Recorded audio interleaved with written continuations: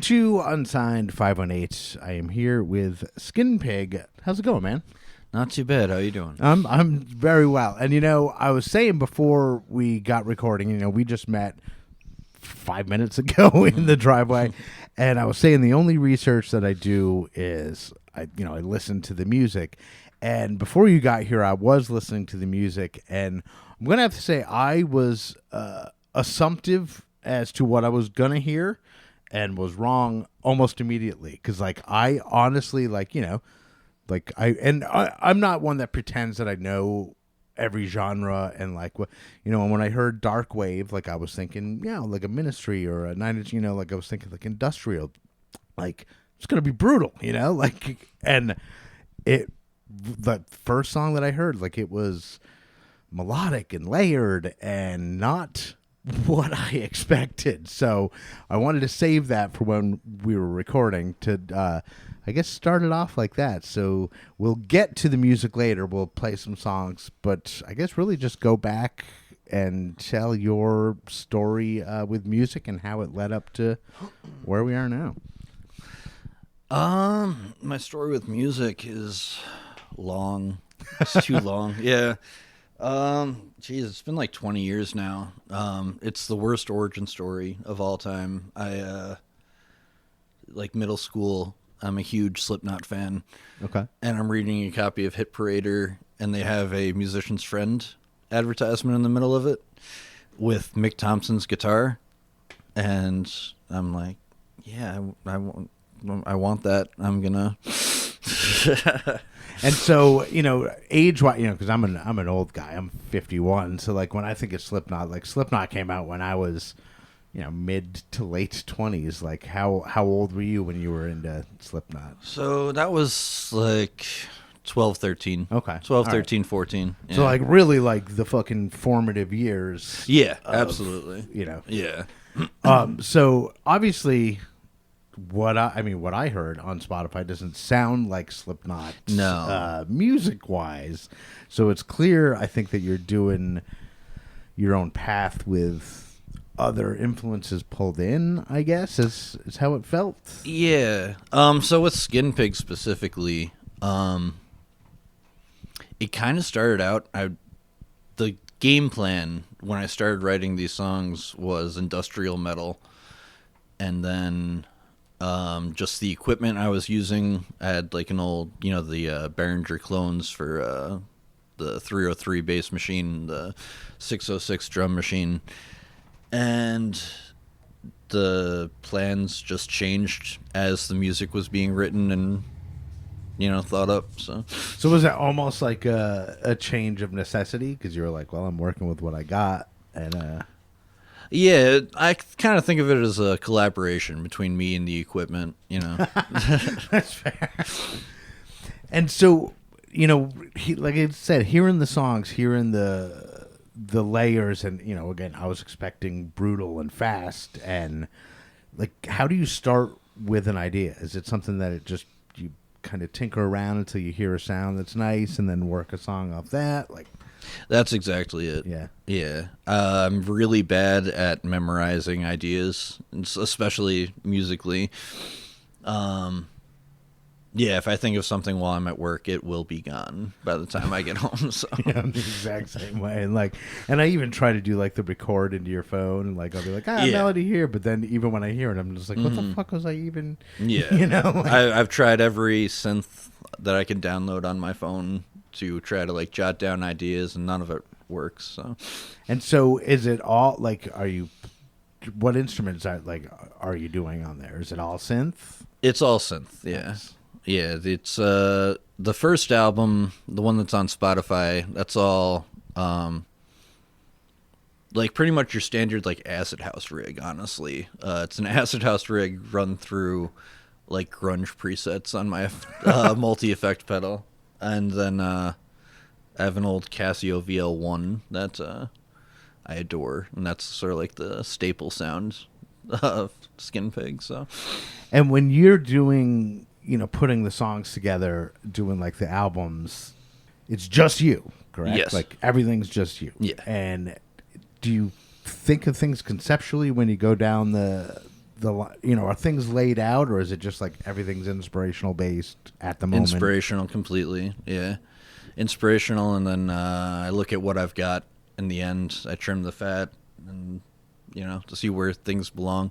More often than not, I find that the order that I write and record ends up being the track list, oddly enough. Oh. I don't know if that's I don't know how much of that is conscious or like way back in my subconscious, or if it's just luck. But yeah, I've always found it interesting, like synth stuff, because again, I'm just a bass player in a garage band, you know what I mean? Like, and I have my niche, and my niche is like, fast punk rock, and I love discovering other shit, but like also figuring out how it's made and how it's all connected, because obviously all music's connected in one way or another.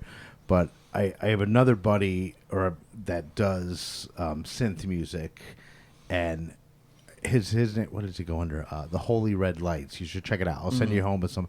And I'm like fascinated with how you can take, because like if I look at a synthesizer, to me it's like a jet that I don't know how to fly. Right. You know what I mean? Wow, that's awesome, all that power and ability that I don't know how to fucking use. So like, how did you start, like on a key based instrument, or was it just like, were you a piano or keyboard kid like before that? Growing up, I had a keyboard. I never took lessons in any kind of music. When I told my dad I wanted that guitar, he showed me exactly 3 chords, and then I was off on my own. And it's just been a miserable 20 years based on that, those decisions. But yeah, with keys, with that first album from Skinpig, the TB303 is a god-awful machine. It's iconic. It sounds amazing. But in programming it is an absolute fucking nightmare. And these are like machines that like all the big, like the big names these aren't just like this is the Fatboy Slim like, machine. Right. Yeah. Right. So it's a nightmare to program. So that's it was part of my influence to move away from that on the second album. So, and one thing I do know like about keyboards, because I keep them around just to noodle on, like noodle ideas, whatever, and like a synthesizer is like a Cadillac, and like one of these Casio keyboards are like a golf cart. It's it's kind of like the same, like, because I wouldn't know how to even make a note on those things that you're talking about. It was definitely a learning process. And when you say program, it's also like you have to know its language too. Like it's not just like a musician sits down at it. You have to be a musician and not a computer programmer, but like at least somebody who understands that language. Yeah, it's that's not me. Also, so it was a learning experience. I generally find that I'm okay with most things with keys that you can play. Most things with strings I can figure out in time. Right. But yeah, a desktop synthesizer, that was a huge learning experience for me. So that's kind of where that comment I made about collaborating with the machinery, right, and figuring it out as I go. And do you like go out and do live shows, or is it mostly like a studio project? As often as I can. Dude, yeah. Nice. I'd love to do more. Cool. Well, we could make that happen for sure. Like, because there's obviously not necessarily out here, because we're out in fucking farm country, but like, down in like Troy and Albany, there's so many different genres happening all the time. Mm-hmm. So I think right now what we should do is maybe hear one of your tunes. Okay. So what one do you want to play? We'll go with Big Bad Wolf off of a Good Natured Porno Party. So. And that's the one that I was listening to. Good Natured Porno Party is one that's on Spotify now, right? And is there anything you want to say about the song before we roll it, or?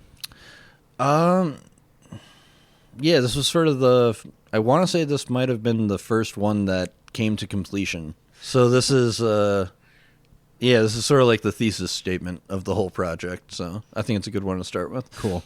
All right, let's check out Big Bad Wolf, Skinpig, and we'll be right back.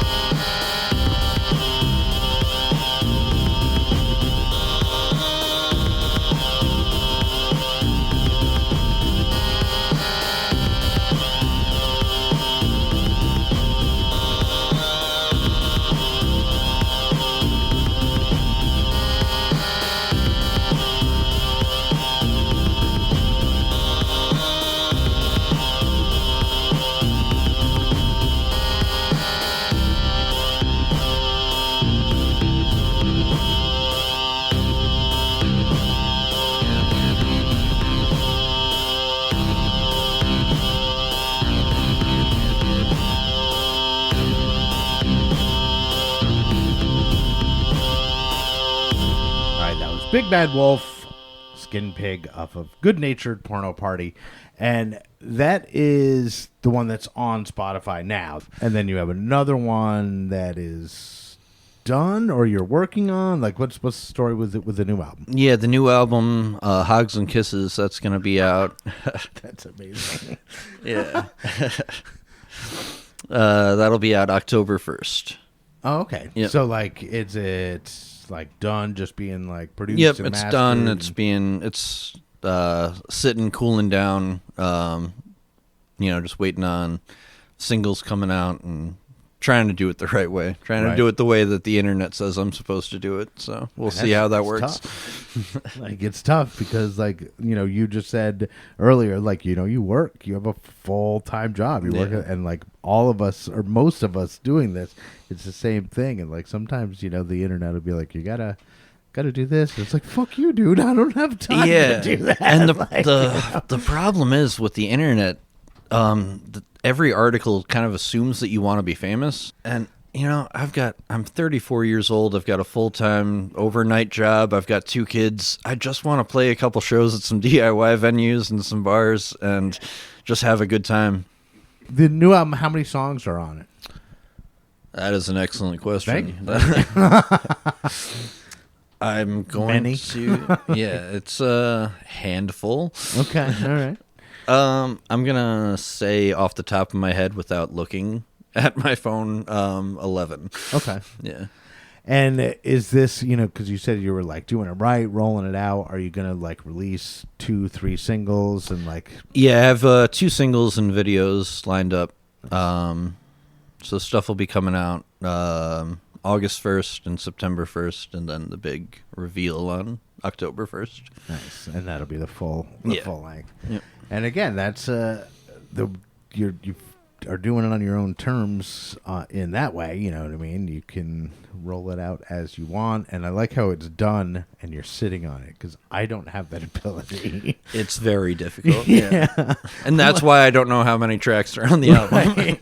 Yeah, because like I'm usually like, all right, something's done, and it's like, well, we gotta wait, and like, it's like I don't want to. I want to we released one single, literally just like on a whim, from this room. We're like, fuck it, let's just do it now. Boom, single is out. Why not? Why not? And I guess that's probably not the right way, but I'm impatient. I mean, that's what the internet says. Yeah.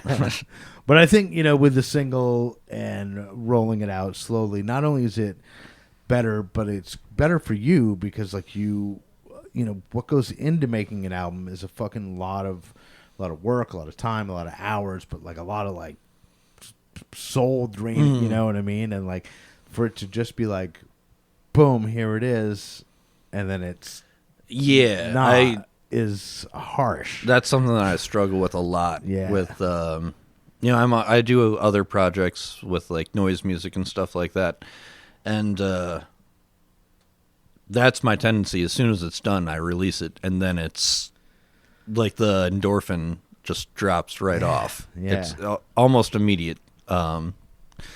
Absolutely no return on investment in terms of emotional. Yeah, but to have it where you're like a little bit here and then a little bit of time, and then that has got to be an easier way of releasing, your child, I guess. You're right. Absolutely. Your mental child into the world, like, because we're doing an EP and we've never done anything other than singles, and like I'm like struggling with that even now. I'm like, it fucking like, what am I gonna do when it's like? And I had a band on a couple weeks ago that said something that really hit me. Like I asked if their single was already out, and he goes, "Oh, it's already."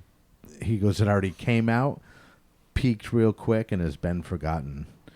And I was just like, fuck. Like, and like that just like was devastating to hear because I understand. You're like, start a band, kids. It'll be fun. Yeah, it'll be great. You'll be adored. Like, no, it's hard. But at the same time, it's easier because you don't have to answer to anybody. You know what I mean? You don't have a label being like, hey, do this. We need you to do this. We need you to do that. Like, being able to do it, that is the trade-off. Like, right.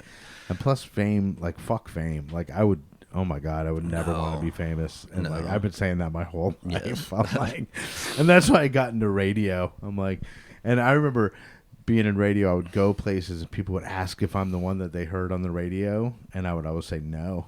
I'd be like, no, I'm just an intern. Like, I'm like, I don't want people to know who I am. Whatever. So August, you have a single. Yes. September, a single. And then October will be the album release. That's awesome. And you know what? I have a show that comes out every Thursday, the Weekend Spotlight. So maybe when the singles drop, we'll reconnect, and I'll play one of the ones that, because we're gonna play one of them here today, right? Yes, world premiere. Yeah, that's awesome. And so maybe as the album gets closer, if there's another single you want to drop, we'll connect, and I'll play it on my Weekend Spotlight show. That'd be sweet. But anyway, what's the single that we want to play now? The single, this one's going to be officially released in August 1st. This one's called Right Here Waitin'. Right Here Waitin', and it's the world premiere. And you know what? It's funny. This has happened so many times on this show where I get the scoop on songs. So world premiere here, unless this episode airs after August 1st. Possibly. Oh, yeah, actually, it probably will. Whatever. The podcast premiere of Right Here Waitin'. Is correct. It is the podcast premiere. And if not, I always check the show notes of the show, because I always link to the band's Spotify page so that it makes it a little easier. So if you're listening check the show notes and follow everybody. But let's listen to Right Here Waiting. Then we'll be right back to wrap it up with Pete, also known as Skinpig.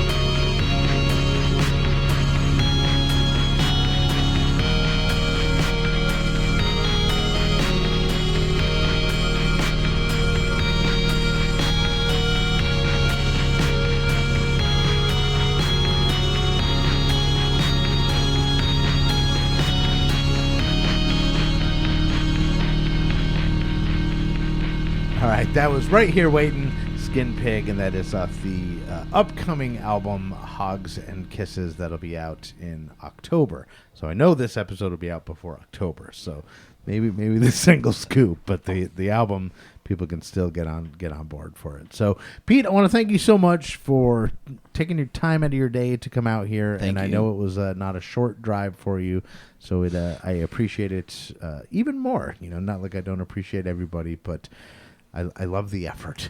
But before we go, I just want to give you a chance to say what I refer to as your gratitude. So microphone is all yours. Oh, gratitudes.